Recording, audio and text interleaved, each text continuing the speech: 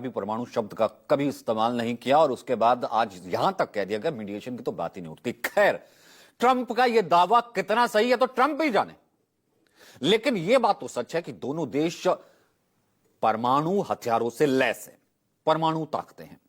अब किसके पास कितने परमाणु हथियार है, क्योंकि हमने आपको कहा है कि आज इस पर हम सच से मुखातिब कराएंगे और यह सच तो फिर ट्रंप साहब भी देख लें। किसके पास कितने परमाणु हथियार है? भारत के पास 172 परमाणु हथियार है, पाकिस्तान के पास 170 है, यानी इस मामले में भी पाकिस्तान हमसे पीछे है। इससे यह क्लियर है कि पाकिस्तान जो भारत को परमाणु बमों की धौंस दिखाता है, उस मामले में हिंदुस्तान काफी पावरफुल है।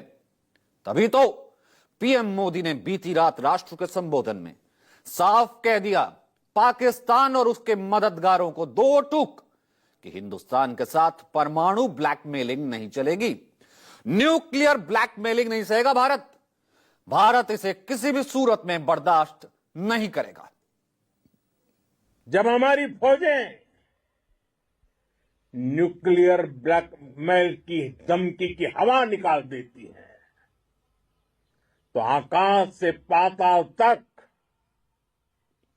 एक ही बात गूंजती है, भारत माता की जय। India is a mature and responsible nuclear country.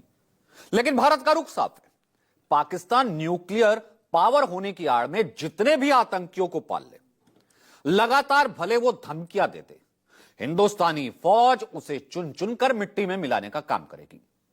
चलिए अब आपको बताते हैं कि आखिर ये परमाणु युद्ध होता क्या है। परमाणु युद्ध होने वाला है, परमाणु युद्ध हो जाएगा, वो परमाणु की धमकी दे रहे। परमाणु युद्ध होता क्या है? एक ऐसा युद्ध होता है परमाणु युद्ध जिससे सामूहिक विनाश का खतरा बढ़ जाता है। मास सामूहिक विनाश। इस जंग में व्यक्तिगत लड़ाकों यानी कि दो सेना के बीच आमने सामने की लड़ाई नहीं होती। युद्ध होता है ना, जैसे दो सेनाएं आमने सामने आ गई, कन्वेंशनल युद्ध हो रहा है कि सेनाएं एक दूसरे से लड़ रही हैं, पारंपरिक युद्ध जिसे कहते हैं, यह उससे बिल्कुल उलट यानी कि विपरीत होता है। इस युद्ध में केवल और केवल विश्व विनाशक परमाणु हथियारों का इस्तेमाल होता है। परमाणु बम, न्यूक्लियर बॉम्ब्स, जो सामूहिक विनाश के हथियार होते हैं, यानी कि मास डिस्ट्रक्शन, पूरे तरीके से नाश, पूरे तरीके से सामूहिक विनाश। परमाणु युद्ध बहुत कम समय में विनाश पैदा कर सकता है। सबसे खौफनाक बात तो यह है कि परमाणु बम केवल टारगेट वाली जगह को ही नष्ट नहीं करता, बल्कि उसके आसपास के कई मीलों तक के इलाके को पूरे तरीके से राख कर देता है, बर्बाद कर देता है। इस युद्ध में परमाणु धमाकों के बाद लंबे वक्त तक उस इलाके में उसका प्रभाव रहता है। रेडियो एक्टिविटी शुरू हो जाती है, रेडियोलॉजिकल प्रभाव रहता है। इसे अब एक लाइन में अगर समझना हो तो ऐसे समझ सकते हैं कि मानवीय सभ्यता के लिए यह आखिरी लड़ाई होती है, क्योंकि यह युद्ध शुरू होने के बाद रुकता नहीं है। ट्रिगर दबा दिया तो फिर उसके बाद यह रुकता नहीं है, कोई इसे रोक नहीं सकता।